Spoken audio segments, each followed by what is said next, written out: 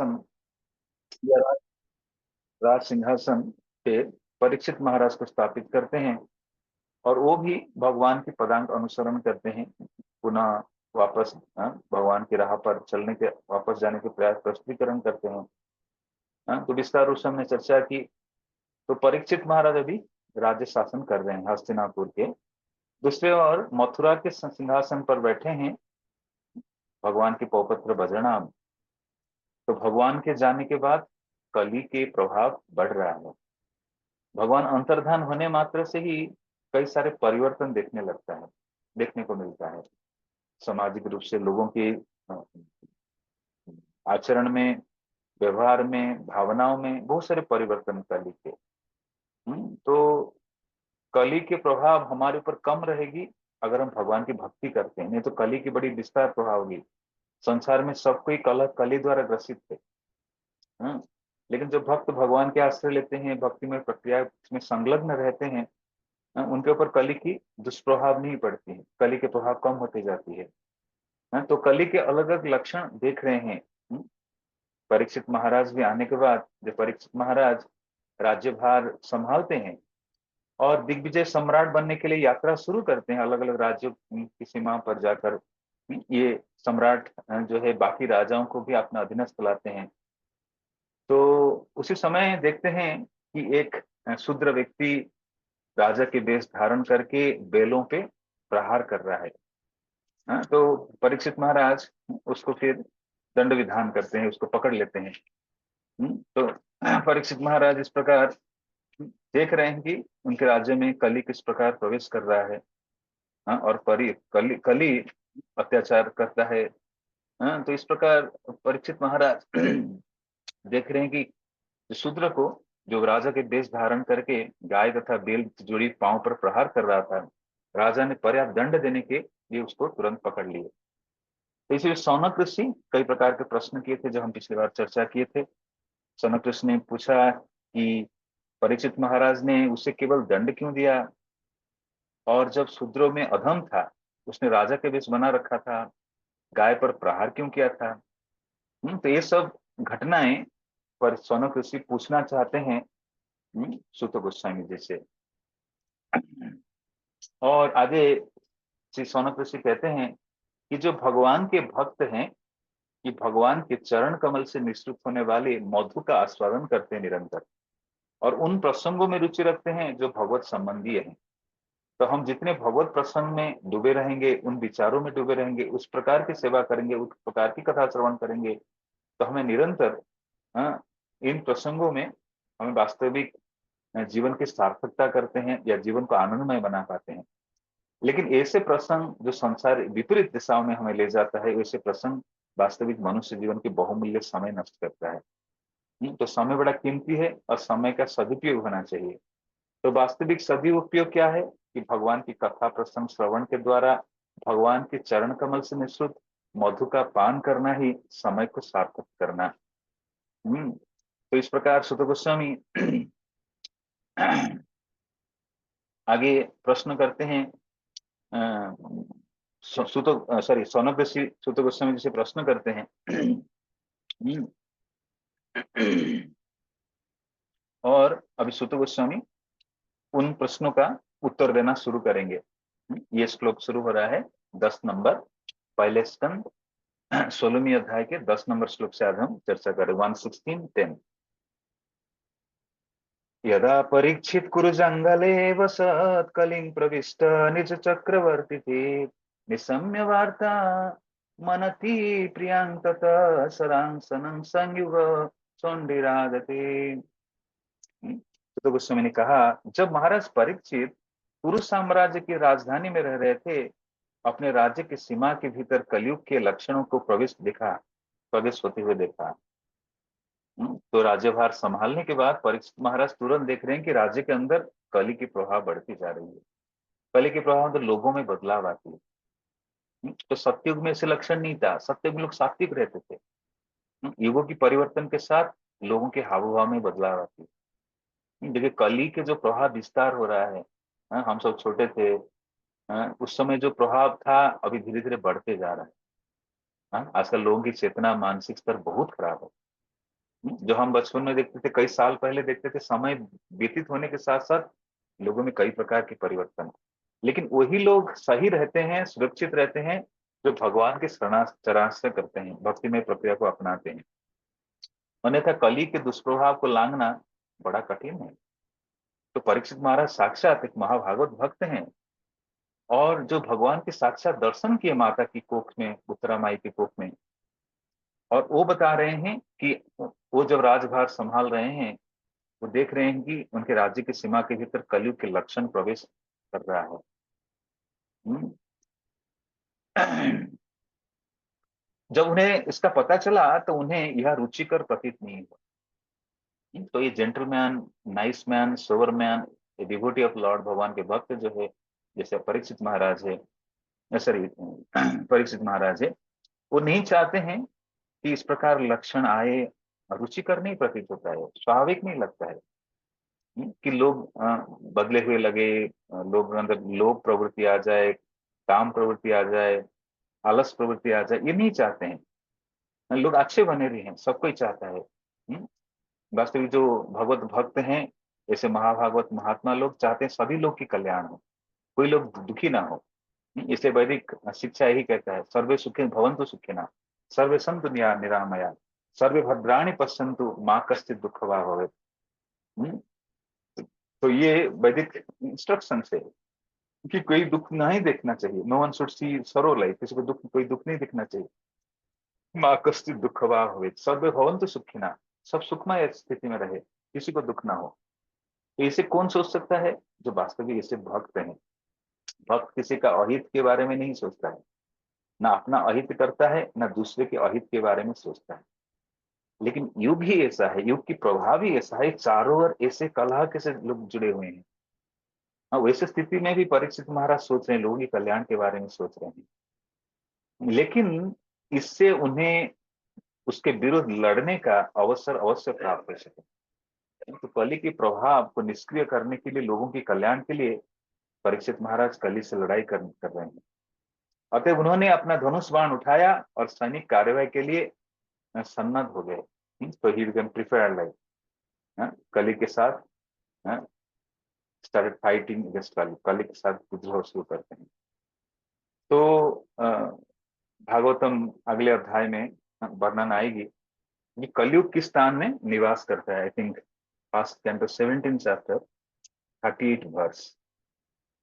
कली को परीक्षित महाराज स्थान प्रदान करेंगे, अगले अध्याय में चर्चा होगी। क्योंकि प्रभुपाद इस तात्पर्य में इस श्लोक को चर्चा कर रहे हैं। 117:30 कलयुग के लक्षण, 117:38 तो कली कहाँ रहेगा?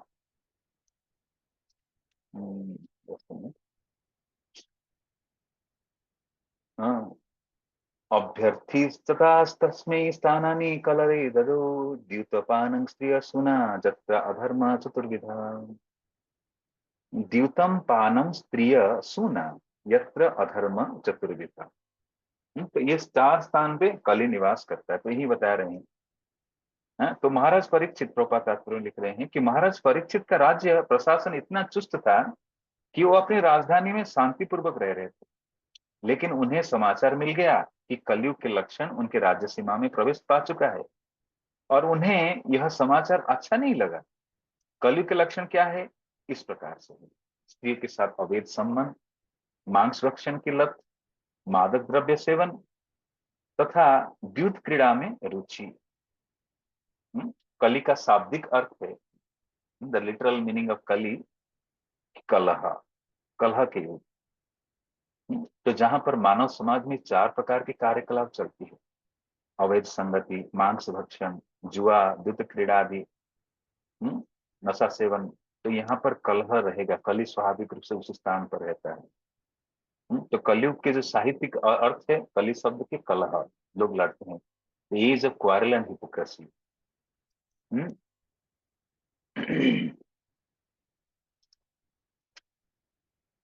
तो राजा के कर्तव्य यही है कि राज्य में शांति स्थापन करे, और कलह के युग में लोग में कलह में लगे रहेंगे तो अशांति फैल जाएगा, तो राजा को कदम उठाना पड़ेगा। तो इसलिए परीक्षित महाराज इसके लिए चिंतित थे।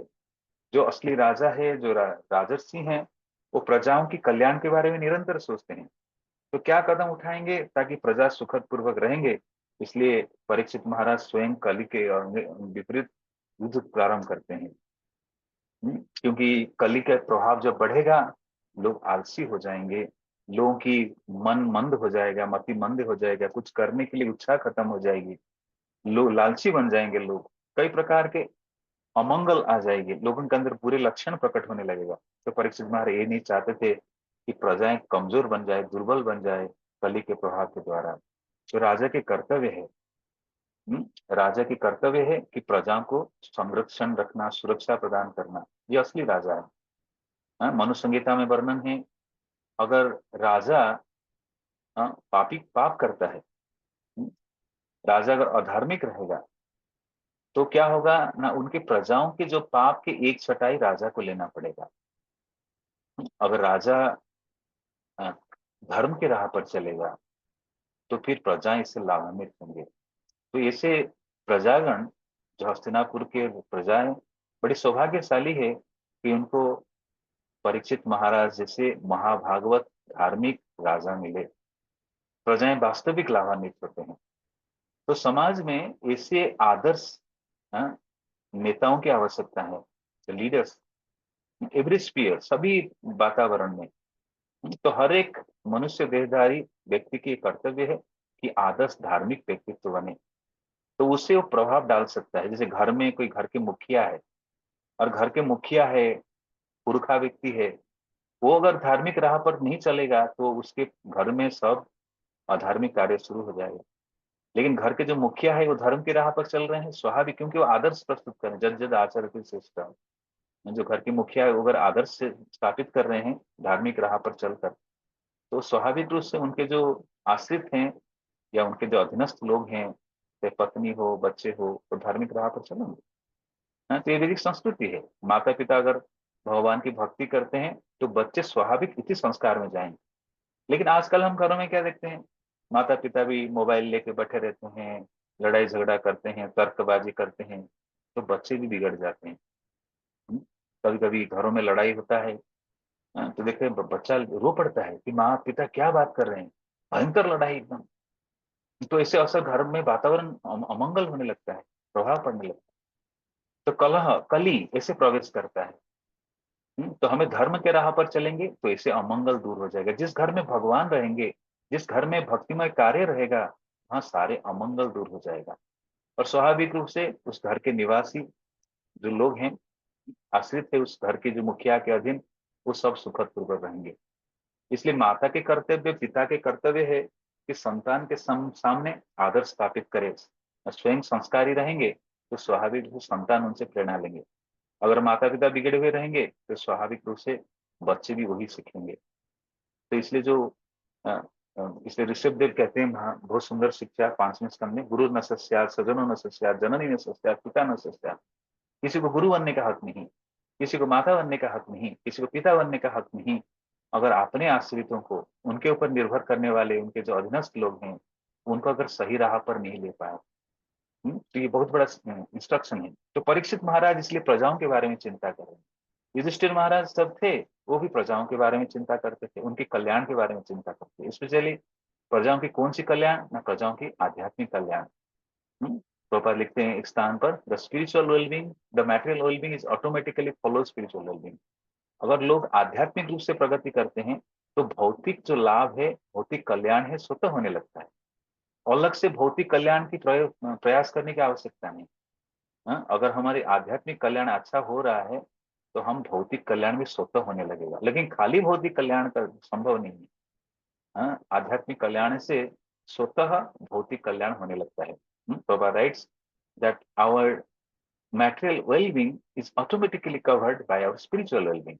हमारे आध्यात्मिक कल्याण से स्वतः भौतिक कल्याण जुड़ी हुई है। तो इसलिए घरों में हो सकता है पैसा हो, धनाढ़ हो, लेकिन सुखद नहीं रह पाते लोग। इसका मुख्य कारण यही है। इसलिए परीक्षित महाराज जो सम्राट हैं, जो राजा हैं, तो राजा के कर्तव्य है अपनी प्रजा, प्रजा मीन्स उस राज्य में निवास करने वाले हर जीव, केवल मनुष्य नहीं। हाँ, प्रजा का शब्द के अर्थ क्या है? जो प्रकृष्ट रूप में जाता, जो राज्य में जन्म लिया है, चाहे पेड़ हो, पौधा हो, पशु हो, पक्षी हो, राजा सबकी संरक्षण करते हैं। केवल मनुष्य देहधारी नहीं, सभी प्रकार के लोगों को। तो इसलिए राजा के कर्तव्य है वो अपनी प्रजा को सुरक्षा दे, स्पेशली उनके आध्यात्मिक कल्याण के बारे में सोचे। तो परीक्षित महाराज चिंतित थे कि कली प्रवेश कर रहा है, और कली अपनी प्रजाओं के अंदर आलसपन ले आएगी, मंद बुद्धि लाएगी, लड़ाई झगड़ा कलह पैदा करेगी। इसलिए वो चिंता कर रहे हैं और कली के विपरीत ये युद्ध करना शुरू करते हैं। हम्म, तो प्रभुपाद तात्पर्य में लिखते हैं कि आज प्रकार कई प्रकार के लोग कलयुग के एजेंट हैं। तो यहाँ पर इस तात्पर्य में प्रभुपाद बता रहे हैं कली कहाँ कहाँ निवास करता है। जहां पर मांस भक्षण करते हैं लोग, मांस जैसे कसाई घर है, मांस काटते हैं, और मांस खाने वाला व्यक्ति, तो यहाँ कली स्वतः निवास करते हैं, वहां कलह होगा ही होगा। दूसरा, जहां पर नशा पान करते हैं, मद्य आदि नशा पान करते हैं, वहां भी स्वाभाविक रूप से क्या होगा, कलह प्रवेश करेगा। तीसरा, जहां पर अवैध पुरुष स्त्री संग होगा, प्रोस्टिट्यूशन लाइक वेश्यावृत्ति आदि, इस स्थान पे भी अवैध संघ के कारण वहां भी कली प्रवेश करेगा। और चौथा बता रहे हैं जहां पर जुआ सट्टाबाजी आदि युद्ध क्रीड़ा होगा, वहां पर भी कली रहेगा। तो देखें इसी स्थान पर लोग लड़ते हैं स्वाभाविक रूप से। तो ऐसे एजेंट घूमते हैं राज्य में, जैसे लॉटरी चल रहा है, कहीं पर कसाई घर चल रहा है, मांस कटाई चल रहा है, कई प्रकार के कार्य चल रहा है, स्वाभाविक रूप से वहां कली रहता है। और उस कार्य में संलग्न होने वाले लोग भी कली के द्वारा प्रभावित हो जाते हैं। लेकिन सुखद बात यह है कि जो लोग भगवत भक्ति अपनाए हैं, जो भगवान के आश्रय लिए हैं, उनके ऊपर कली के प्रभाव नहीं रहेगी, कली के दुष्प्रभाव से वो बच जाएंगे। ये भगवत भक्ति के श्रेष्ठता है। तो इसलिए परीक्षित महाराज चिंतित थे। आगे बता रहे हैं, महाराज परीक्षित काले घोड़े द्वारा खींचे जाने वाले रथ पर सवार हो गए। उनके ध्वजा पर सिंह का चिन्ह अंकित था। इस प्रकार सुसज्जित होकर तथा सारथियों, अश्वरोहियों, हाथियों तथा पैदल सैनिकों से घिरे हुए उन्होंने सभी दिशा में जीतने के लिए राजधानी से प्रस्थान किया। तो अभी परीक्षित महाराज अलग अलग राज्यों में जा रहे हैं, तो उनके साथ अनेक सैनिक है, अनेक अनेक जो आरोहियां हैं, सारथियां हैं, अश्वारोही हैं, हाथी हैं, पैदल सैनिक है, सबको लेकर वो अलग अलग दिशाओं में भ्रमण कर रहे हैं। तो महाराज परीक्षित अपने पितामह अर्जुन से इस बात में से भिन्न में भिन्न थे कि उनके रथ को खींचने वाले घोड़े श्वेत रंग के न होकर काले रंग के थे। तो अर्जुन के घोड़े कैसे थे, सफेद रंग के, लेकिन परीक्षित महाराज के घोड़े, रथ खींचने वाले घोड़े कैसे, काले रंग के। और यहाँ पर परीक्षित महाराज की ध्वजा के चिन्ह कैसा है ना, उनके ध्वजा झंडे के ऊपर जो चिन्ह है वो सिंह का चिन्ह है। लेकिन अर्जुन जो रथ के ऊपर जो झंडा यानी ध्वजा था, उसमें हनुमान जी के चिन्ह अंकित किया गया था। ये भगवत गीता में प्रभुपाद तात्पर्य में लिखते हैं। महाराज परीक्षित जैसा राजसी जुलूस, जिसमें सुसज्जित रथ, घोड़े, हाथी, पैदल सिपाही तथा बैंड से नेत्र को अत्यंत सुहावना लगने वाला था, लेकिन साथ ही इसे सभ्यता की प्रतीक है जो लड़ाई के मैदान में ही सौंदर्य परक था। तो जो परीक्षित महाराज जाते थे, उनके चारों ओर सैनिक रहते थे, अश्व आरोही है, हाथी हस्ती आरोही है, ध्वजा सुसज्जित है, रथ सुसज्जित है, बड़े लुभाने लगता है। कौन बोल रहे हैं ना, सुत गोस्वामी बता रहे हैं। आगे बताते हैं 12 नंबर श्लोक पे, जब महाराज परीक्षित ने पृथ्वी लोक के समस्त भागों, तो परीक्षित महाराज पूरे पृथ्वी लोक के अलग अलग भागों में भ्रमण करते हैं अपने सैनिकों को लेकर। कहाँ कहाँ गए, भद्राश्च, केतुमाल, भारत, कुरुचंडाल, उत्तरी भाग, किम पुरुष इत्यादि को जीत लिया, उनके शासकों के भेंट वसूल किए। तो इस प्रकार पूरे पूरे विश्व में वो भ्रमण करते हैं और पूरे विश्व पे विजय प्राप्त करते हैं सम्राट के रूप में। आगे बताते हैं। तो इसमें प्रभुपाद तात्पर्य सभी स्थानों का जो जो स्थान पे परीक्षित महाराज विजय प्राप्त किए, उन स्थानों का विवरण दी गई है। तो आगे कहते हैं, राजा जहां जहां जहां कहीं भी जाते, उन्हें निरंतर अपने उन महान पूर्वजों का यशोगान सुनने मिलता। देखिए, हमारे पूर्वज जो किए हैं और अच्छे कार्य किए हैं, तुम कहीं भी जाएंगे तारीफ सुनेंगे। तो इसलिए हमारे पूर्वज कैसे भी रहे, हम लोग ऐसे आदर्श स्थापित करें कि हमारे वंशोधर आएंगे, आगे आएंगे, वो कहीं भी जाएंगे हमारे यशोगान सुने। ये नहीं कि हम कहीं गड़बड़ किए थे निंदा सुनेंगे, अरे ये अमुक का बेटा है, बड़े बदमाश था। तो कुलांगार नहीं बनना है, कुल कुल के यश फैलाने वाले व्यक्ति बनना चाहिए। यही है पुत्र। जो पुत्र है, हाँ, अपनी वंश का यश फैलाता है। हाँ, वास्तविक पुत्र पुत्र की पुत्र पुत्र या पुत्री की ही कर्तव्य है। कि अपने वंश धरोहर का यश को फैलाना चाहिए। तो जैसे राजा परीक्षित महाराज सम्राट परीक्षित महाराज जब विश्व भर में भ्रमण करते थे, जहां जहां भी गए वो अपने पूर्वज की गुणगान सुने। किस प्रकार अर्जुन थे, किस प्रकार युधिष्ठिर महाराज थे, सभी पांडवों के बारे में पूर्वजों की वो महिमा सुनने लगे। तो इससे प्रेरणा हमें लेना चाहिए, कि हम ऐसे कोई कार्य ना करें जो हमारी वंश आगे आने वाले पीढ़ी हमारी बदनाम सुने। यशोगान सुनना चाहिए। तो यही परीक्षित महाराज जहां भी जाते हैं वो यशोगान सुनने को मिलता है। जो भी भगवत भक्त थे तथा भगवान श्री कृष्ण के यशस्वी कार्यों की गाथा सुनने को भी मिलती थी। तो भगवान जहाँ रहेंगे वहां भक्ति रहेगी, भगवान के भक्तों की कथा भी चलेगी। तो भगवान की गुणगान खाली अकेला नहीं होता है। हम्म, लेकिन भगवान की गुणगान जहाँ होता है भक्तों की गुणगान भी रहता है। और वही कार्य गुणगान प्रक्रिया को ही भक्ति कहते हैं। तो अभी हम जैसे चाहे 17-18 भक्ति हो, 15 भक्ति हो, जो मिलकर भगवान की गुणगान कर रहे हैं, ये भक्ति है। यही भक्ति है। भक्ति क्या है हमें समझना चाहिए। आचार्य के निर्देशन के अनुसार भक्ति किसे कहते हैं? भक्ति भगवान और भक्तों के बीच प्रेम में आदान प्रदान है। और वो प्रामाणिक शास्त्र के माध्यम से। तो जो भगवान की गुणगाथा की जाती है, तो उस गुणगाथा में भक्त भी सम्मिलित रहते हैं। यही भक्ति के अंग है। तो परीक्षित महाराज जहां भी जाते थे वो अपने पूर्वजों की यशोगान सुनने को मिलता था। और भगवान कृष्ण के भी यशोगान, यशस्वी कार्य गाथा को सुनते थे। वे वे यह भी सुनते कि किस तरह से स्वयं अश्वत्थामा के ब्रह्मास्त्र के प्रचंड ताप से भगवान कृष्ण द्वारा बचाए गए थे। तो सब लोग ये भी जानते थे कि किस प्रकार परीक्षित महाराज जब माता उत्तरा के गर्भ में थे और अश्वत्थामा, द्रोणपुत्र अश्वत्थामा ने ब्रह्मास्त्र चलाया था उत्तरा माता के गर्भ को नष्ट करने के लिए। लेकिन भगवान माता उत्तरा के गर्भ में प्रवेश करके परीक्षित महाराज की रक्षा करते हैं। ये महिमा भी सब लोग सुनते हैं। जहां जहां जाते हैं परीक्षित महाराज, वहां पर उनकी बचत कैसे भगवान किए बचाव किए हैं उसके बारे में भी सुनते हैं।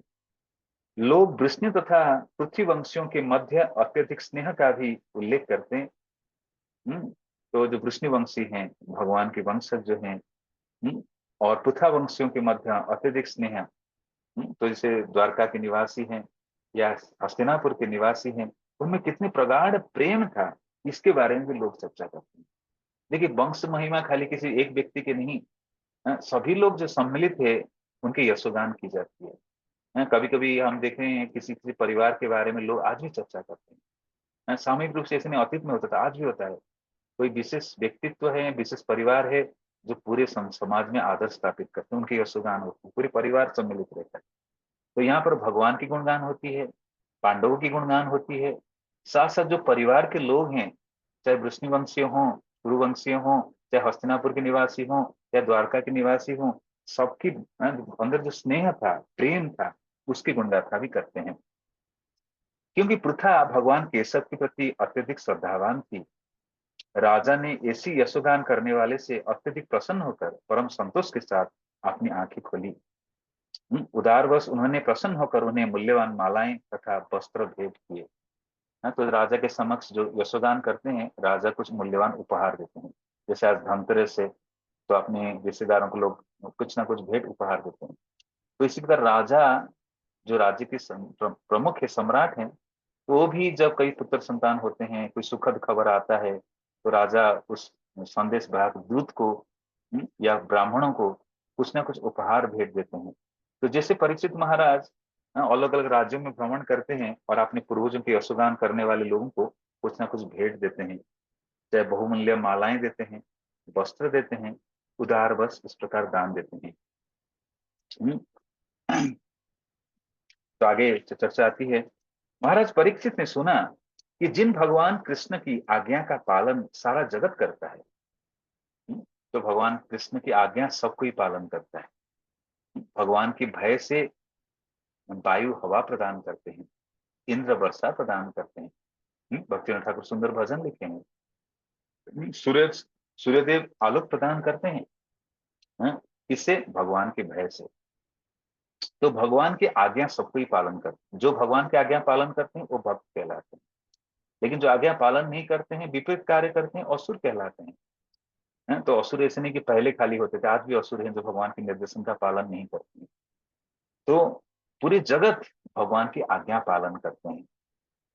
उन्होंने अपने अहेतु की कृपा से पांडु के बिनिति पुत्रों की उनकी इच्छानुसार सभी प्रकार की सेवाएं की, जिनमें सारथी बनने के लेकर अगर पूजा ग्रहण करने तथा दूध बनने, मित्र बनने, रात्रि में रक्षक बनकर सेवाएं करने के कार्य सम्मिलित है। तो भगवान कैसे कैसे कार्य की उसकी वर्णन कर, भगवान अपने भक्त के लिए क्या क्या नहीं करते हैं। The lord is agreed to be the charioteer. भगवान राजी होता है अर्जुन के सारथी बनने के लिए। ऐसा नहीं कि हम भगवान के सेवक बनते हैं, नहीं, भगवान भी लालायित रहते हैं, कि मैं भी अपनी भक्त की सेवक बनना चाहता हूँ। यही भाव को चैतन्य महाप्रभु को लेकर आए। गोपी भर्तु पद कमल और दास दास दासानुदास। ये सेवक बनना कितने मधुर है, ये संबंध को आस्वादन, सेवा करना कितने मधुर है।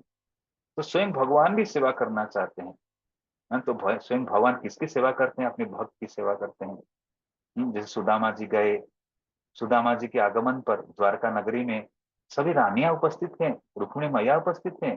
भगवान स्वयं अपने हाथ में पद प्रक्षालन कर रहे हैं, ब्राह्मण की सेवा कर रहे हैं, अपने मित्र को स्वागत पूर्वक अंदर ले आते हैं, आलिंगन करते हैं, अपनी सिंहासन पर बिठाते हैं, सभी प्रकार की सेवा करते हैं। तो भगवान भी अपने भक्तों की सेवा करने के लिए लालायित होते हैं। कुरुक्षेत्र युद्ध में भगवान अस्त्र धारण नहीं करेंगे, इसलिए अर्जुन के सारथी बने।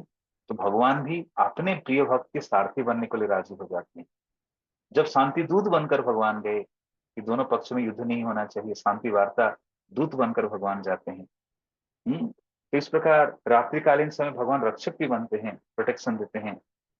तो भगवान सभी प्रकार की सेवाएं अपने भक्तों की करते हैं। जैसे राजसूय यज्ञ हो रहा था युधिष्ठिर महाराज, तो राजसूय यज्ञ में भगवान भी उसी स्थान पर बैठ जाते हैं, सब चरणों पर धोते हैं, चरण प्रक्षालन करते हैं। जहाँ चप्पल रखकर, जूते रखकर, पादुकाएं रखकर ऋषि मुनि लोग जाते हैं, भगवान भी विनीत सेवा करते, चरण धोने की सेवा करते हैं।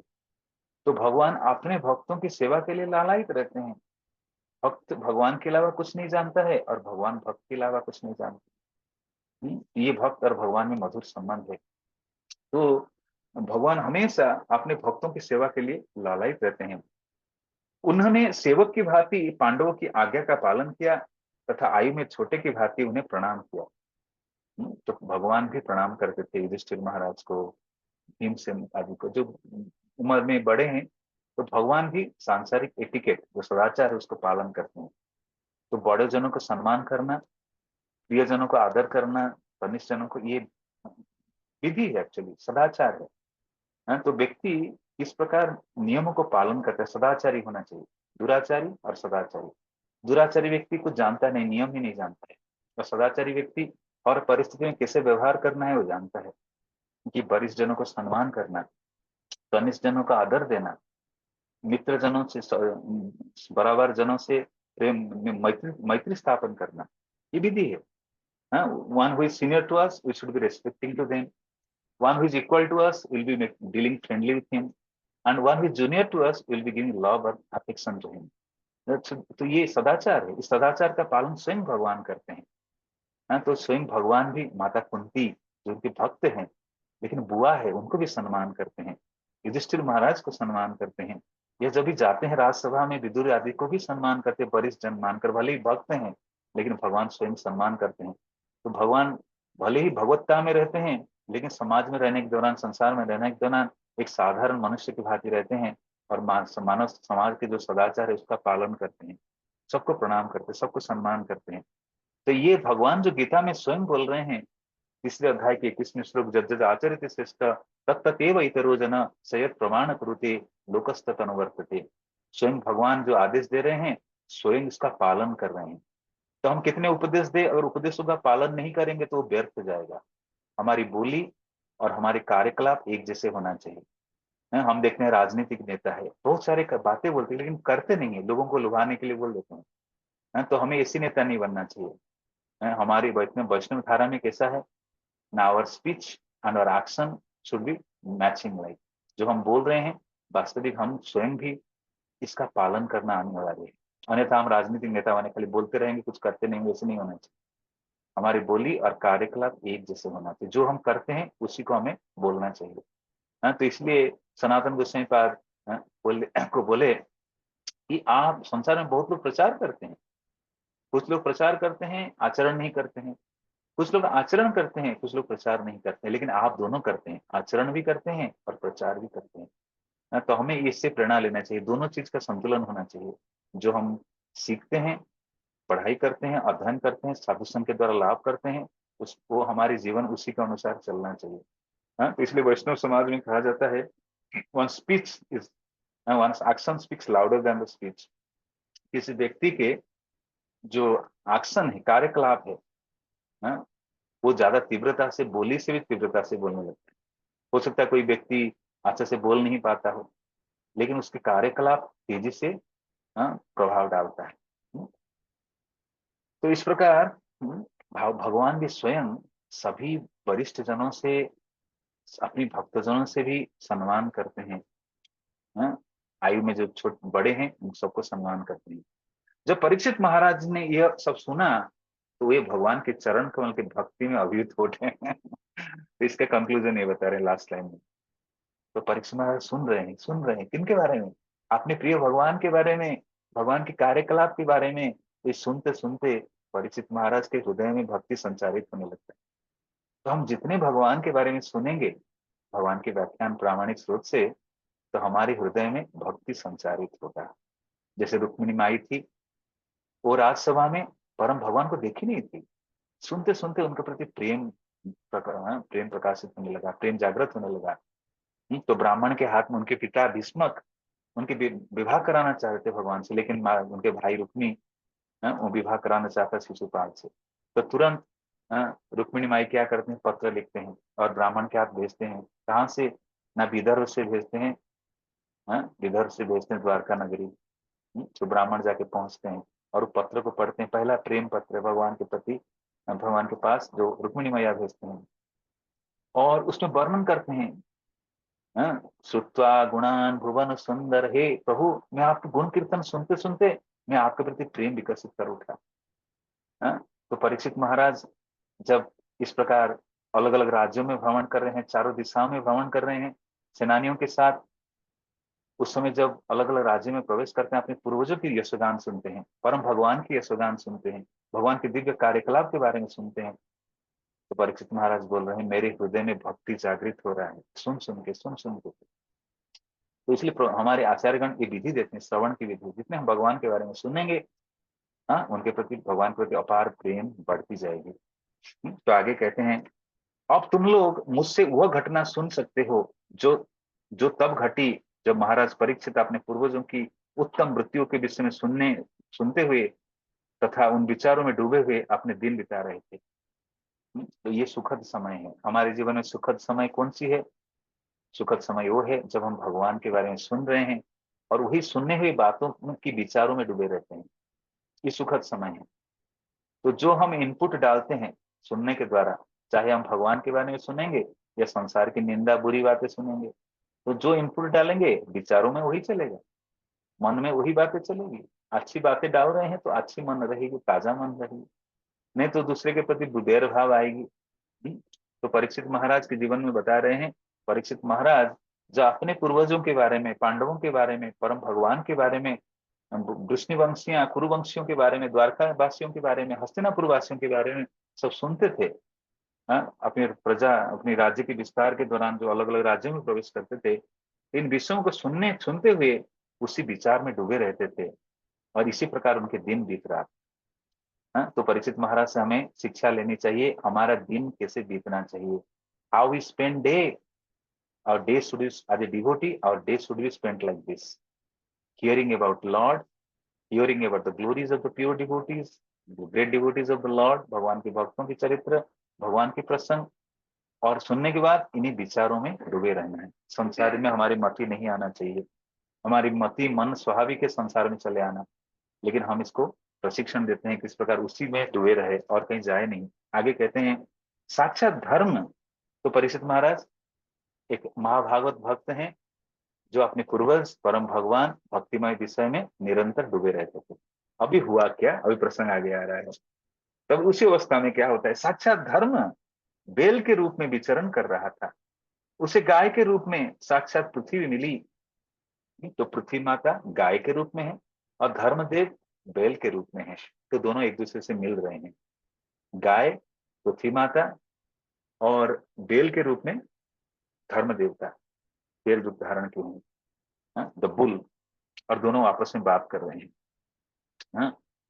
जो ऐसी माता के समान शोकग्रस्त दिखाई पड़ी, जो अपना पुत्र खो चुका है, उसकी आंखों में आंसू थे और उसके शरीर का सौंदर्य उड़ गया था।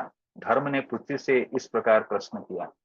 तो दोनों में वार्तालाप चल रहा है। धर्म जो गाय बैल के रूप धारण किए हैं, पृथ्वी माता जो गाय के वेश धारण किए, दोनों में वार्तालाप चल रहे हैं। तो इस प्रकार धर्म पृथ्वी माता से पूछ रहे हैं कि क्या समस्या है आपको, क्यों रो रहे हैं, क्यों दुखी हैं, क्यों आपके आपके आंखों में आंसू हैं। तो बैल नैतिक सिद्धांत के प्रतीक है और गाय पृथ्वी के प्रतिनिधि है। तो पृथ्वी माता गाय को तो प्रभुपाद कहते हैं हमारे 7 माताएं हैं, 7 मदर्स। आदो माता गुरु पत्नी, या अपनी निजी माँ जो धात्री, जो हमें मेड सर्वेंट जो लालन पालन करते हैं, या पहले सब होता था धात्री जो नर्स होते थे, वो लेबर रूम में बच्चा उत्पन्न कर लाते हैं, मैंने जो संतान ये करते थे छठी घर में। और गाय भी है, धरती माता भी है, राजपत्नी का, ब्राह्मण पत्नी। इस प्रकार 7 माँ के बारे में वर्णन है। तो पृथ्वी एक माता है। हम जब जिसके ऊपर खेल रहे हैं, ये पृथ्वी माता है, इज मदर लाइक। पृथ्वी माता हमें क्या क्या नहीं देती है, लाइक हमारे अपनी माँ है। अपनी अपनी माँ को तो हम फील कर पाते हैं। माँ ने जन्म लिए, पैदा की, हमें लालन पालन की, 9 महीना कोख में रखी, कितने हम सताए उसको, सब सहन की, ये एक माँ है। दूसरी माँ कौन है, नहीं पृथ्वी माँ, जिसमें हम खेल रहे हैं, जो हमें कई प्रकार की फसल प्रदान कर रही है, कितने सहन करते हैं, इसके ऊपर नाचते रहते हैं, पैर रखते हैं, कूदते हैं, वो सब सहन करते हैं, पृथ्वी माता है। ये माँ के समान है, जिसके गोद में हम बैठे रहते हैं। तो हमें आसपास में कैसे आध्यात्मिक दृष्टि से देखें, मैं पृथ्वी माँ पर बैठा हूँ, इसी पृथ्वी माँ पर भगवान अपने दिव्य लीलाएं की खेल कूद किए हैं। तो बैल नैतिक सिद्धांत के प्रतीक है और गाय पृथ्वी के प्रतिनिधि है। जब बैल तथा गाय प्रसन्न मुद्रा में रहते हैं, तो यह माना जाता है कि संसार भर के लोग प्रसन्न हैं। तो बहुत जरूरी है गाय और बैल को खुश रखना। तो संसार के लोग खुश हैं, क्या प्रतीक है ना, गाय बैल खुश हैं। तो ग्रामीण जीवन में हम देखते हैं घर में लोग गाय और बैल पालन करते थे। आजकल हम क्या देखते हैं, लोग सड़क पर छोड़ दिए हैं, कहीं पर पन्नी खा रहे हैं, प्लास्टिक खा रहे हैं। गाय कोई लालन पालन नहीं करते हैं, खाली लालची है, दूध दूध देते हैं। घर में तो घर गाय रखने वाला शेड नहीं है, तो रोड पे छोड़ देते हैं। और बेल तो किसी के यहाँ है नहीं, आजकल ट्रैक्टर चलते हैं खेत में, पहले बेल चलता था, या पहले बैल गाड़ी भी होता था। बैल की पूजा करते थे, बैल की देखभाल करते थे, गाय की पूजा करते थे। आजकल समय विघटन इसीलिए है। लेकिन आदर्श समाज आदर्श स्थिति जहां पर सुखद पूर्वक लोग प्रसन्न पूर्वक रहेंगे, क्या प्रतीक है, किसे पता चलता था, क्या पैरामीटर से, जो गाय बैल प्रसन्न पूर्वक रहेंगे तो सबको ही प्रसन्न पूर्वक रह पाएंगे, अन्यथा नहीं। हम्म? इसलिए गोपालन गो प्रसन्न होने से भगवान प्रसन्न होते हैं, कि भगवान को गाय बड़े प्रिय हैं। इसका कारण यह है कि बैल खेतों से अन्न उपजाने में सहायता करता है। पहले ट्रैक्टर नहीं था, बैल को जोत कर फसल की जाती, हल चलाया जाता था। और गाय दूध देती थी, जो समग्र भोज्य आहार में से चमत्कारी पदार्थ है। तो प्रभुपाद कहते हैं the cow milk is miraculous food, चमत्कारी पदार्थ, कि उसमें सारा आवश्यक तत्व भरा हुआ है। इसलिए ऋषि मुनि लोग ज्यादा कुछ खाते पीते नहीं, दूध पीने से सब कुछ पौष्टिक चीज स्वतः प्राप्त होने लगता है। इसलिए प्रभुपाद जब वेस्ट वर्जीनिया अमेरिका में न्यू वृंदावन बना रहे थे, तो वहां भी गौशाला, तो वहां पर गाय के दूध से कितने प्रकार की चीज बनता है, घी, मक्खन, दूध, छाछ, संदेश, रबड़ी, so many varieties like from milk product और all the nourishing factor there in the cow milk, सभी कुछ आवश्यक तत्व गाय के दूध में है। तो इतने पौष्टिक है, the mystical power, the mystical food, the cow milk is the mystical food.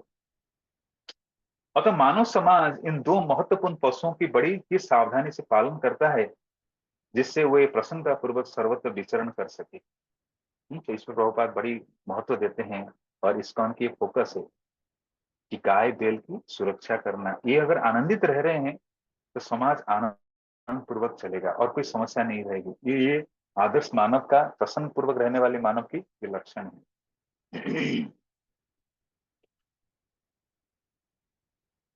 लेकिन आज के समय में, कलयुग में, बैल तथा गाय दोनों को बद्ध हो रहा है और दोनों ही उन लोगों द्वारा भोजन के रूप में उपयोग में लाए जा रहे हैं जो ब्राह्मण संस्कृति के नहीं जानते हैं। तो मेरी रिसेंटली 6 महीना पहले I been to Bangladesh, I seen like trucks of cows and bulls are transported, like Bharat से भी निर्यात की जाती है। So many trucks are loaded, like so many slaughtering, like people are killing like anything. So this is against dharma, like आजकल संसार में जो समस्या आ रही है इसके मुख्य कारण यही है। ये एक चीज को रोकने से समाज में बड़ी परिवर्तन आ सकता है। लेकिन आज गाय और बैलों को वास्तविक कसाई के द्वारा इस प्रकार की वध की जा रही है और भोजन वस्तु बन गया है। तो समस्त मानव समाज में कल्याण हेतु ब्राह्मण सभ्यता को समस्त सांस्कृतिक मामलों में सर्वोपरि सिद्धि मानकर बैल तथा गाय को बचाया जा सकता है। ऐसी संस्कृति की समृद्धि से मानव समाज को मनोबल समुचित रूप से बन सकता है। इस तरह बिना किसी बाहरी प्रयास के शांति तथा संपन्नता प्राप्त हो जाती है। जब ब्राह्मण संस्कृति का पतन होता है तो गाय बैल के तथा साथ दुर्व्यवहार होता है और जो परिणाम निकलता है उसे निम्नलिखित लक्षण है। तो यहाँ पर प्रभुपाद एम्फासाइज कर रहे हैं इसी विषय पर कि गाय बैल की सुरक्षा से स्वाभाविक रूप से समाज में संतुलन आ सकता है, सब प्रसन्नपूर्वक रह सकते हैं।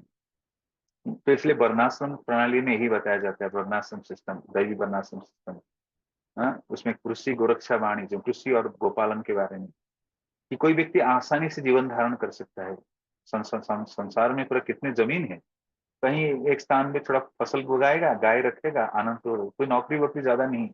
लेकिन आजकल हम लोग कुछ करने के लायक नहीं, कलयुग में भी शारीरिक कई प्रकार की समस्या है, समय बड़ा विलंब हो चुका है। लेकिन शास्त्र में निर्देश है, कोई व्यक्ति किसी स्थान में थोड़ी सी जमीन हो, थोड़ी सी फसल उगाया, थोड़ा गाय पालन किया और ये दो चीज कर रहा है, हम धर्म के राह पर चल रहा है, कोई प्रकार की शारीरिक बीमारी भी नहीं सकता है।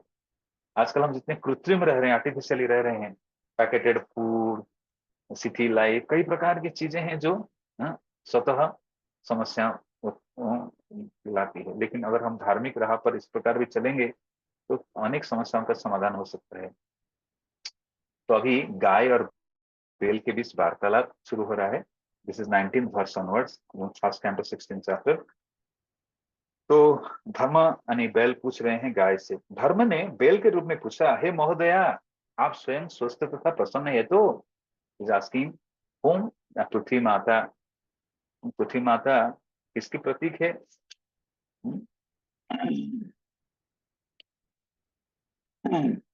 तो धर्म के रूप में बैल विचरण कर रहा है और गाय स्वयं पृथ्वी देवी आ रही है। पृथ्वी देवी से पूछ रहे हैं कि, कि आप सब ठीक है ना, आप स्वस्थ हैं, प्रसन्न पूर्वक है, आप शोक की छाया से आवृत क्यों हैं? आपके मुख से ऐसा लगता है कि आप मलिन पड़ गई हो। क्या आपको कोई भीतरी रोग है, हो गया है क्या? आप अपने किसी दूर स्थिति संबंधी के विषय में सोच रही है? तो इस प्रकार बैल पूछ रहे हैं, धर्म पूछ रहे हैं गाय से, पृथ्वी माता से पूछ रहे हैं। पृथ्वी माता गाय के रूप धारण किए हैं और धर्म बैल के रूप धारण किए हैं। और बैल रूपी धर्म देवता पूछ रहे हैं गाय रूपी पृथ्वी माता से कि आप बड़े उदासी लग रहे हैं, सुस्त है ना, प्रसन्न है ना, शोक में क्यों आवृत हैं? मुख से ऐसे लगता है आप मलिन पड़ गए हो, कोई भीतरी रोग हो गया क्या, या किसी दूर संबंधी के विषय में आप सोच रहे हो? तो कलयुग के लोगों की यही स्थिति है कि बहुत चिंता में लोग ग्रसित रहते हैं, ये क्या होगा, वो क्या होगा, ओवर थिंकिंग। तो लोग ज्यादा चिंताग्रस्त होते हैं, तो चिंता हमारी मति को खा जाता है। हम्म, चिंता, ज्यादा चिंता करने से हाँ,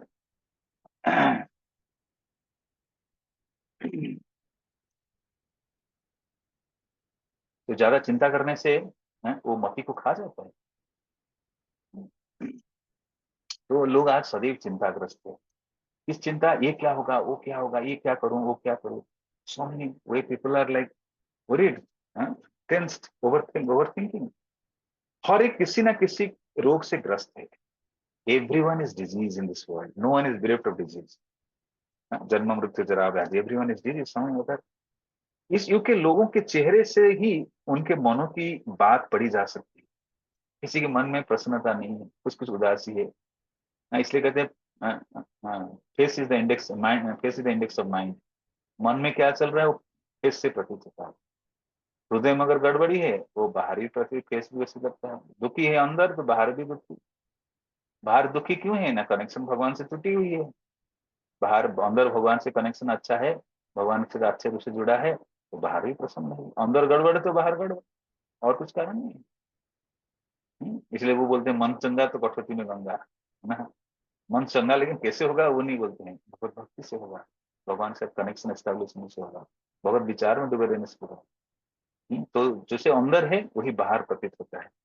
लेकिन कलयुग में सब विपरीत है, सब चिंताग्रस्त हैं, भगवान से कनेक्टेड नहीं है। कई प्रकार के सांसारिक विचार, सांसारिक चिंता, आवश्यकता, जूझना, स्ट्रगल, इसमें लोग जूझते हैं। तो वही चीज चेहरे पे आ जाती है, जैसा अंदर चलता है वैसे चेहरे पे आ जाता है। और किसी व्यक्ति को पढ़ना है तो उसके बाहर से पढ़ सकते हैं, अंदर यही चल रहा है, जो अंदर चल रहा है वही बाहर ही।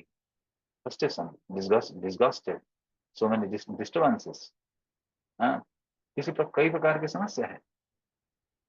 हम्म, हर व्यक्ति घर से दूर स्थित अपने संबंधी की अनुपस्थिति का अनुभव करता है। कलयुग का विशेष लक्षण यह है कि कोई भी परिवार अब एक साथ रहने की सौभाग्य प्राप्त नहीं कर पाए। देखिए प्रभुपाद लिख दिए सच बात। बेटा अमेरिका में, बेटियां लंदन में, पिता दिल्ली में, दादाजी वहाँ हिमाचल में। तो इस प्रकार के अलग अलग स्थान में अलग अलग लोग, कोई साथ नहीं रह रहे हैं। There is no nuclear family. वैदिक समय से मिलजुल कर रहते हैं, लेकिन अभी सब अलग अलग है। इवन पिता के देहांत हो गया तो बेटा पहुंच नहीं पाता है, जैसे हम देखे कोरोना का। ये पहले से प्रेडिक्शन है, प्रभुपाद लिख रहे हैं, और वो सब आजकल देख ही रहे हैं, सच घटना है। सब अलग अलग रहना पसंद करते हैं। जैसे शादी होगी, नया बहू आई, बोलेगा मैं उनके साथ नहीं रह सकता, मुझे बन नहीं पाएगा, मुझे अलग रहना है, मैं कम दोनों अलग रहना। अलग अलग हो जाते हैं, लेकिन पहले मिलके रहने की विधि। But now the contrast like, ये कलयुग के लक्षण है। ये कलयुग के लक्षण है। जीविका उपार्जन के लिए पिता अपने पुत्र से, पत्नी अपने पति से दूर रहती है। पति नौकरी कर रहे हैं आर्मी में, कहाँ पर, हाँ, आपके बारामूला में। पत्नी रह रहे हैं चिन्याली, उत्तराखंड में। मैं बोल रहा हूँ एक डिवोटी की बात कर रहा हूँ, सच घटना है। ऐसे नौकरी के लिए पत्नी कहीं है, पति कहीं है। इस प्रकार पुत्र कहीं है, पिता कहीं है, मिलके नहीं रह रहे हैं, सब अलग अलग है। आंतरिक रोग, प्रियजनों से बिछोह तथा पूर्व स्थिति बनाए रखने की चिंता सबको सताती है। तो एवरीवन हैज इंटरनल डिजीज, आंतरिक रोग है। प्रियजनों से बिछोह और पूर्व स्थिति बनाए रखने की चिंता सबको सताती है। ये कतिपय कारण है जिनसे इस युग के लोग सदैव दुखी रहते हैं। दुख के ये कारण है कि पति कुछ कर नहीं सकता, पति पत्नी साथ रहने पर चिंता लगी रहती, क्या होगा, क्या कर रही होगी, क्या गड़बड़ कर दी तो क्या कुछ कर रही होगी। चिंता ही सता रहा है, पार्ट ऑफ द सर्विस। तो कलयुग में इस कारण से लोग सदैव दुखी रहते हैं। तो भगवत चिंतन वर्सेस संसारिक चिंता हमें ग्रसित कर देता है, जो दुखों दुखों सागर में डुबा देता है। इसलिए हम जो प्रार्थना करते हैं यशोदा दामोदर में, हाँ, हाँ, नमो देव दामोदर अनंत विष्णु प्रसिद्ध प्रभु दुख जलाधिमग्नम। ये प्रभु हमें दुखों के सागर में डुबा जा रहा है। हाँ? कृपा दृष्टि वृष्णाति दीनंग बतान, मेरे पर कृपा दृष्टि प्रदान कर। इस दुखों के सागर में डूबा जा रहा हूँ। We are all drowning in the ocean of sorrow. And हे Damodar, please shower the glance of your mercy upon me. कृपा दृष्टि दृष्टि आप दीनम बताना, मेरे से दीनहीन पर आप कृपा दृष्टि प्रदान करिए।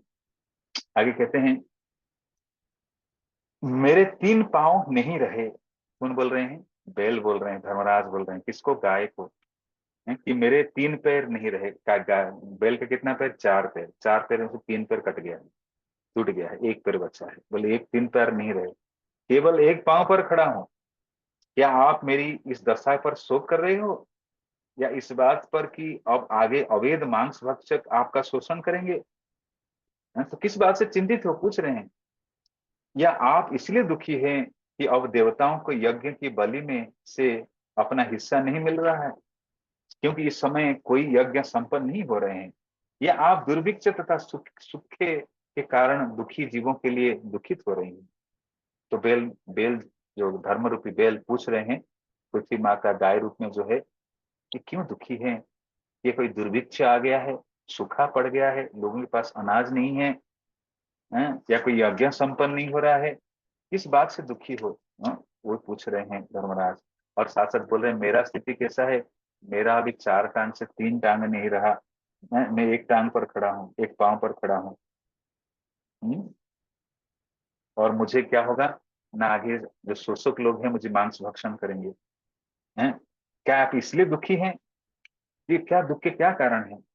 तो हर प्रकार से जो बेल, धर्मराज बेल, वो पूछ रहे हैं पृथ्वी माँ हैं, से, या गाय से पूछ रहे हैं। तो प्रभुपाद तात्पर्य लिख रहे हैं कलयुग के लक्षण के बारे में। बोलते हैं, ज्यों ज्यों कलयुग आगे बढ़ेगा, त्यों त्यों चारों बातों का विशेष रूप से धारण होता जाएगा।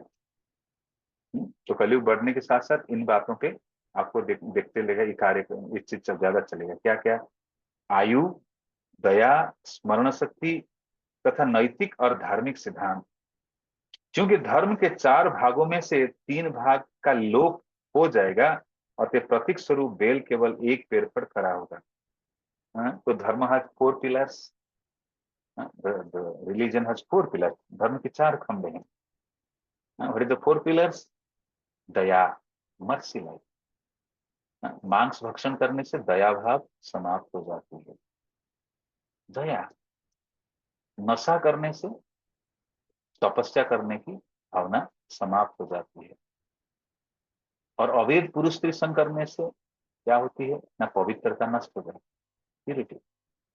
और चौथा है, जब व्यक्ति जुआ खेलेगा तो सत्यवादी नहीं बन पाएगा। तो धर्म के चार खंबे हैं, तीन खंबे टूट चुकी है, एक खंबे कलयुग में है जो है सत्यवादी, ट्रुथफुलनेस। तो तीन टांग टूट चुकी है, एक टांग पर खड़े हैं बैल।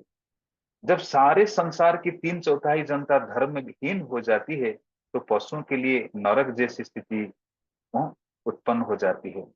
कलयुग में ईश्वर विहीन सभ्यताएं अनेक तथाकथित समितियों को जन्म देगी। तो अनेक समिति बन जाती है, ये समिति वो समिति, भगवान विहीन वाला, जिनमें ईश्वर की प्रत्यक्ष या परोक्ष निंदा हो जाएगी। तो बहुत से लोग इसको नहीं किया, उसको नहीं किया, इसने वो किया, उसने ये किया, निंदा करने वाले कमेटी बन गया। तो ऐसे लोग मिल जाएंगे, जैसे नेता उसके हिसाब से फॉलोअर मिल जाते हैं। कई समितियां बन जाती है। और इस प्रकार नास्तिक समितियां दुनिया को ऐसे बना देगी जिससे दुनिया अच्छे लोगों के लिए बसने योग्य नहीं रहेगी। तो धार्मिक राह पर चलने वाले लोगों को ऐसे असामाजिक तत्व, अधार्मिक लोग निंदा करेंगे। ये होता था। जो हरिदास ठाकुर आते थे या भक्त लोग महाप्रभु के आने से पहले कीर्तन करते थे, तो नवद्वीप के बाकी लोग सब निंदा करते थे, इनके दरवाजे तोड़ जाएंगे, ये क्या संकीर्तन रात भर कर रहे हैं। तो धर्म पर इस प्रकार संकट आएगी। लेकिन फिर भी भक्त लोग जगत कल्याण कार्य में जारी रहेंगे और बढ़ेगा भी। पूर्ण पुरुषोत्तम भगवान के प्रति श्रद्धा के अनुपात के अनुसार मनुष्य की कोटियां होती है। तो संसार की वर्गीकरण कैसे की गई है? Based on faith on the Lord. सर्वश्रेष्ठ श्रद्धालु व्यक्ति वैष्णव तथा ब्राह्मण है। तो the top most faithful person is ब्राह्मण और वैष्णव। तब क्षेत्रीय, फिर वैश्य, तब शूद्र, फिर म्लेच्छ, जवन और अंत में चांडाल आते हैं। मानवीय भाव का पतन म्लेच्छों से प्रारंभ हो जाता है, और मनुष्य जाति के पतन में चांडाल तो अवनति की अंतिम अवस्था है। वैदिक साहित्य में उल्लिखित ये सारे शब्द हम्म, किसी जाति विशेष या जन्म के लिए प्रयुक्त नहीं है। ये सामान्य रूप में मनुष्य के विभिन्न गुण हैं। हाँ, तो ये सारे जाति भेद की बात नहीं है, ये व्यक्ति के चेतना के स्तर के अनुसार है। तो इस प्रकार गाय और बेल के बाद बीच में चर्चाएं चल रही हैं। अगले श्लोक में बता रहे हैं क्या। हाँ, कौन? धर्मराज गाय पूछ रहे हैं, हाँ, पृथ्वी रूपी गाय माता को पूछ रहे हैं।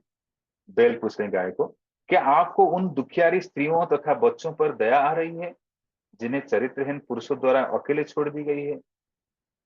तो कभी कभी पुरुष स्त्रियों को छोड़ देते हैं, स्त्री और संतान अलग, पुरुष छोड़ के और कहीं चले गए। तो गाय माता क्या आपको उनके लिए दुखी लग रहे हैं, अथवा आप इसलिए दुखी हैं कि ज्ञान की देवी अधर्म में रत ब्राह्मणों के हाथ में है?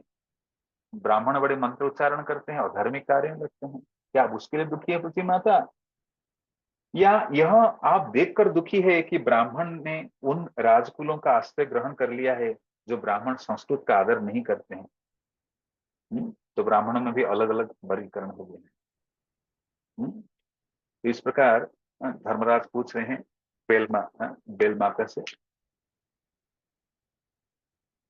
और तथाकथित प्रशासक इस कलयुग के प्रभाव से मोहग्रस्त हो गए हैं और इस तरह उन्होंने राज्य के सारे मामलों को अस्त व्यस्त कर रखा है। क्या आप इस कुव्यवस्था के लिए शोक कर रहे हैं?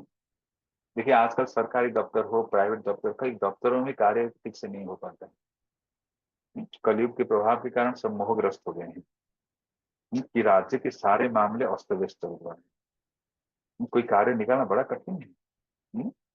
क्या आप इस कुव्यवस्था के लिए शोक कर रहे हैं? अब सामान्य जनता खाने पीने सोने तथा सहवास के विधि विधानों का पालन नहीं कर रही है। खाने पीने का भी टाइम टेबल लोगों के पास नहीं है।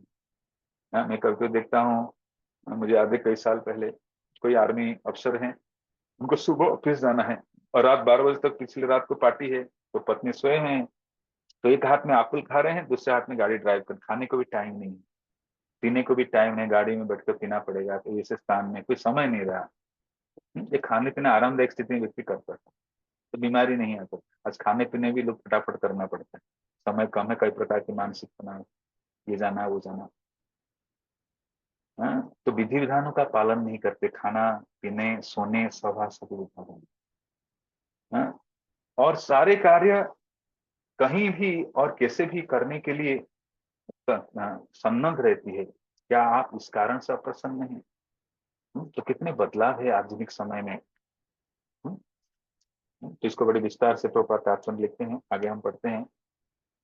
हे माता पृथ्वी, पूर्ण पुरुषोत्तम भगवान हरि ने तुम्हारे भारी बोझ को उतारने के लिए ही श्री कृष्ण के रूप में स्वयं अवतार लिया। तो साथ साथ आश्वासना दे रही है धर्मराज गाय माता से कि आपके पृथ्वी के भार जो है, पापियों के से भार को से बचाने के लिए भगवान से पूर्ण कृष्ण भगवान श्री कृष्ण ने अवतार लिए हैं। यहाँ के अनेक सारे कार्य दिव्य है और वे मोक्ष पथ को पक्का करने वाले हैं। अब आप उनकी उपस्थिति में विहीन हो गई है, शायद अब आप कहीं कार्यों में खुश हो रही है और उनकी अनुपस्थिति में दुखी हो रही है। तो आगे कह रहे हैं, माता आप सारे धन के खान हैं, कृपया मुझे अपने उन कष्टों का मूल कारण बताएं जिससे आप इस दुर्बल अवस्था को प्राप्त हुई है। मैं सोचता हूँ अत्यंत बलवानों के भी जीतने वाला प्रबल काल ने देवताओं द्वारा वंदनीय आपके सारे सौभाग्य छीन लिया। तो इस प्रकार धर्मराज गाय बेल माता, सॉरी, धर्मराज बेल उनका गौ माता, जो पृथ्वी रूपी गौ माता से पूछ रहे हैं और उनके गुणगान भी कर रहे हैं। आप सारे धन के खान हैं। देखिए पृथ्वी माता के पास क्या क्या नहीं, कितने खान हैं, धन, सोने की गोल्ड माइंस, डायमंड माइंस, कितनी चीजें, कोयला माइंस, कितनी चीज ये पृथ्वी माता प्रदान करती है। लेकिन कृपया मुझे अपने कष्टों के कारण बताइए, क्यों कष्टों में है? और आप इस कष्टों के चिंतन करके आज दुर्बल हो गए हैं। हम्म, तो अभी धरणी उवाच, पृथ्वी माता बोलना शुरू करती है। पृथ्वी माता दुखी क्यों है, वो बेल से व्यक्त करते हैं।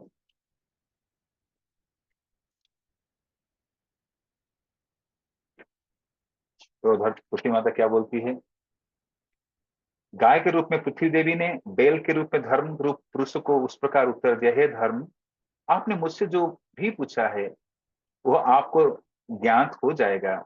मैं आपके उन सारे प्रश्नों का उत्तर देने का प्रयास करूंगा।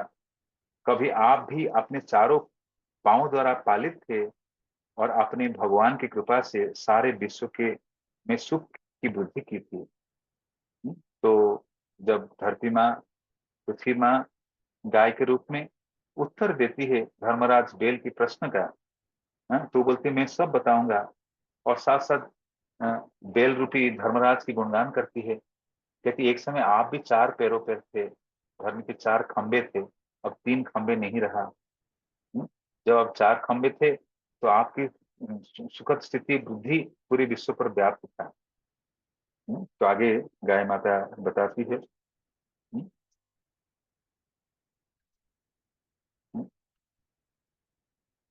उनमें निम्नलिखित गुण तथा अन्य अनेक दिव्य गुण पाए जाते हैं जो शाश्वत रूप में विद्यमान रहते हैं और इनसे सभी विलग नहीं होते हैं। तो गाय माता इस प्रकार उत्तर देती है, बड़े विस्तार रूप से अनेक गुणों के बारे में, उदार गुणों के बारे में गाय माता वर्णन करती है, जिसको प्रभुपाद बड़े विस्तार से एक एक विषय पर विस्तार से वर्णन करते हैं।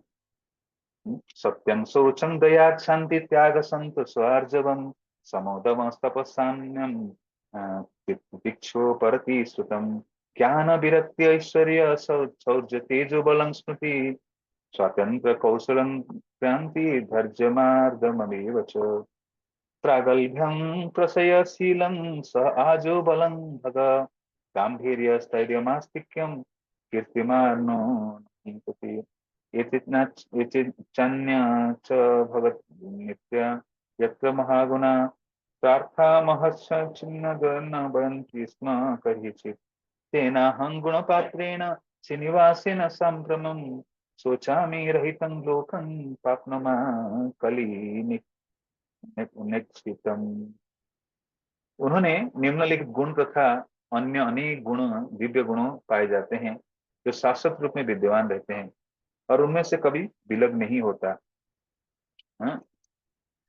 तो कौन सी गुण है? न सच्चाई, स्वच्छता, दूसरे के दुखों को सह न पाना, क्रोध को नियंत्रित करने का शक्ति, आत्मतुष्टि, निष्कपटता, मन की स्थिरता, इंद्रियों की संयम, उदर उत्तरदायित्व, समता, सहनशीलता, समदर्शिता, आज्ञाकारिता, ज्ञान, इंद्रिय भोग से अनासक्ति, नायकत्व, बहादुरी, प्रभाव, असंभव को संभव बनाना, कर्तव्य पालन, पूर्ण स्वतंत्रता, कार्यकुशलता, सौंदर्यमयता, धैर्य, दयालुता, उदारता, विनय, शील, संकल्प, ज्ञान की पूर्णता, उपयुक्त दक्षता, समस्त भोग विषयों का स्वामित्व, प्रसन्नता, स्थिरता, आज्ञाकारिता, यश, पूजा, निरभिमानता, अस्तित्व भगवान के रूप में, शाश्वतता। इस प्रकार 40 गुणों के बारे में धरती माँ, पृथ्वी माता बोलती है। समस्त सत्व सत्व तथा सौंदर्य के आधार पूर्ण पुरुषोत्तम भगवान श्री कृष्ण ने इस धरा पर अपनी दिव्य लीलाएं बंद कर दी है। उनकी उपस्थिति में कली ने सर्वत्र अपना प्रभाव फैला दिया है। अतः मैं संसार की यह दशा देखकर अत्यंत दुखी हूँ। तो यहाँ पर गाय माता दुख के कारण बता रही है कि भगवान अपनी लीला संपन्न करके अंतर्धान हो गए हैं और पृथ्वी श्रीहीन हो गई है। पृथ्वी माता पर कई प्रकार की कली के दुष्प्रभाव बढ़ती जा रही है और सभी तरह कली के दुष्प्रभाव को देखकर सर्वत्र मैं इसलिए दुखी हूँ, ये गाय माता बता रही है।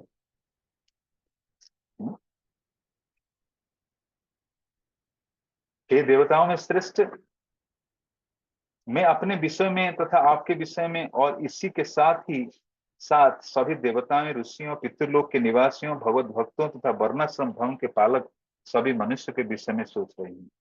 तो जो कली प्रभाव आएगी सबके ऊपर कली असर डालेगा, इसलिए मैं चिंताग्रस्त हूँ। देवताओं हैं, ऋषि हैं, पितृलोक निवासी, भगवत भक्त, वर्णाश्रम के पालक सभी मनुष्य के बारे में सोच रही है। धरती माता बताती, गाय माता बताती है। सौभाग्य की देवी लक्ष्मी जी, जिनकी कृपा कटाक्ष के लिए ब्रह्मा जैसे देवता तरसा करते हैं और जिनके लिए वे दिन में अनेक बार भगवान के शरणागत होते हैं, वे कमल बन के अपने निवास स्थान को त्याग कर श्री भगवान के चरण कमल की सेवा में संलग्न हुई थी, मुझे वे विशिष्ट शक्तियां प्राप्त हुई थी, जिनमें से ध्वज, वज्र, अंकुश तथा कमल चिन्ह से, जो भगवान के चरण कमल के चिन्ह थे, अलंकृत होकर तीनों लोगों की संपत्ति को परास्त कर सकती थी। लेकिन अंत में जब मैंने अनुभव किया कि मैं कितनी भाग्यशाली नहीं हूँ, तो भगवान ने मुझे त्याग दिया। धरती माँ श्रीहीन हो गई, वही सोच रही है, कि भगवान मुझे छोड़ के चले गए, इसलिए दुखित है। तो गाय माता के जो शोक के कारण है, वो भगवान की विरह अनुभव कर रही है। आगे कहते हैं, हे धर्म पुरुष, मैं नास्तिक राजाओं द्वारा नियोजित अत्यधिक सैन्य समूह के भार से बोझिल हो उठी हूँ, और अब भगवान की कृपा से उससे सवर सकी हूँ। इसी प्रकार आप भी कष्टप्रद अवस्था में थे और खड़े भी नहीं हो सकते थे। इस तरह आपको भी उबारने के लिए यदुवंशी वे अपनी अंतरंग शक्ति से अवतरित हुए थे। तो साथ साथ गाय माता बेल, धर्मराज बेल की गुणगान कर रहे हैं, कि हे धर्म पुरुष, मैं नास्तिक राजा, चिंता किनके ऊपर, जो नास्तिक राजा बहुत सारे आएंगे, जो भगवान पे आस्था नहीं रखते हैं। और धरती का बोझ, धरती में बोले मैं इनकी बोझा मेरे ऊपर आएगी, सारे बोझा, अधार्मिक लोग, नास्तिक लोग, इनकी बोझा मेरे ऊपर, मैं बोझिल हो गया हूँ, और मेरे ऊपर भगवान की कृपा भी उबर गई है, भगवान चले गए हैं। इस प्रकार आप भी कष्टप्रद अवस्था में थे और खड़े भी नहीं हो सकते थे। मैं भी दुखी हूँ, आप भी दुखी हूँ। आप बैल महाराज, आप 3 टांग चला गए, एक टांग पर खड़े हो, लेकिन मेरा पर कई प्रकार की, इस प्रकार की जो बोझा है, मिथ्यावादियों की, नास्तिक राजाओं की बोझा है, मैं भी बोझिल हो गया हूँ। आगे कहते हैं, अतः ऐसा कौन है जो उन पूर्ण पुरुष में भगवान की विरह की व्यथा को सह सकता है। So no one can bear the pain of separation from lord Krishna. तो धरती माता, पृथ्वी माता ही व्यक्त करे धर्मराज से कि कौन भगवान की विरह को सहन कर सकता है। वे अपनी प्रेम भरी मीठी मुस्कान, सुहावनी चितवन तथा मीठी मीठी बातों से सत्यभामा जैसे प्रियतमाओं को गंभीरता तथा प्रणय क्रोध को जीतने वाले थे। जब वे मेरी सतह पर चलते थे, तो मैं उनके चरण कमल के धूल में धस जाती थी, और फिर घास में आच्छादित हो जाती थी, जो हर्ष से उत्पन्न मेरे शरीर पर रोमांच जैसा था। तो धरती में बड़ी आनंदित होती कि भगवान कैसे चलते थे मेरी पर। मैं धरती हूँ, मेरे धूल पर भगवान चला करते थे, मेरी घास पर चला करते थे, मुझे बड़ी आनंदित हो जाता, मैं हर्ष, रोमांचित हो उठता था। तो मैं उससे आज विरह अनुभव कर रहा हूँ, भगवान जब चले गए हैं। तो अंतिम श्लोक इस प्रकार से है, जब पृथ्वी तथा धर्म पुरुष इस प्रकार बात में संलग्न थे, तो राजर्षि परीक्षित पूर्व की और बहने वाले सरस्वती नदी के तट पर पहुंच गए। तो एक तरफ बेल और गाय माता की वार्तालाप चल रही है, और परीक्षित महाराज भ्रमण कर रहे हैं, और भ्रमण करते करते पहुंच जाते हैं सरस्वती नदी के तट पर। तो इस पर कली को दंडित करेंगे परीक्षित महाराज। अगला अध्याय जो शुरू हो रहा है, 17वीं अध्याय, जब भी होगा, कल परसों या नेक्स्ट जब भी आलोच की जाएगी, तो हम इस पर चर्चा करें। तो ये अध्याय जो हमने संपन्न किया अभी, उसके शीर्षक है कि परीक्षित महाराज कली युग को किस तरह सत्कार किया। तो परीक्षित महाराज बड़े उदार हैं, कली के प्रति भी उदारता रखते हैं, सबके प्रति उदारता है। तो इसी बीच कली के दुष्प्रभाव के कारण किस प्रकार धर्मराज बेल किस प्रकार ग्रसित हुए हैं, सामाजिक लोगों में बदलाव देख रहे हैं, और गाय माता भी किस प्रकार भगवान के जाने के बाद कली के दुष्प्रभाव को देखकर, नास्तिक राजाओं को देखकर दुखित थे, यही इस अध्याय में विशेष रूप से चर्चा हुई है। तो आज हम विराम देते हैं, समय हो गया है, फिर 17वीं अध्याय आगे चालू करेंगे नेक्स्ट टाइम जब होगा। संसार श्रीमद् भागवतम की, शील प्रभुपाद की, अनंत कोटि वैष्णव भक्त वृंद की, समेत गौर भक्त वृंद की, निताय निताय गौर प्रेमानंदी, हरि हरि हरि बोल। इस गिरीश राम नारायण प्रभु जी की जय। जगत गुरु शील प्रभुपाद की जय। थैंक यू सो मच प्रभु जी। हरे कृष्ण। तो कल क्लास होगा कि नहीं, आपको सूचित की जाएगी। कुछ भक्त निवेदन किए हैं कि कल को क्लास ना हो। I think someone has written text, Rajendra हो। लेट्स सी व्हाट कल जी करेंगे। प्रभु जी कल इन्फॉर्म कर देंगे, वैसे भी ग्रुप में भी कर यस, देंगे, वैसे भी कर देंगे, तो बता देंगे। अगर ज्यादा डिवोटी वो करेंगे कि हाँ नहीं करें तो ठीक है, फिर देखेंगे। यस, इन्फॉर्म कर दिया जाएगा कल। ठीक है, थैंक यू। ठीक है भैया, Hare Krishna, thank you so much, दंडवत प्रणाम।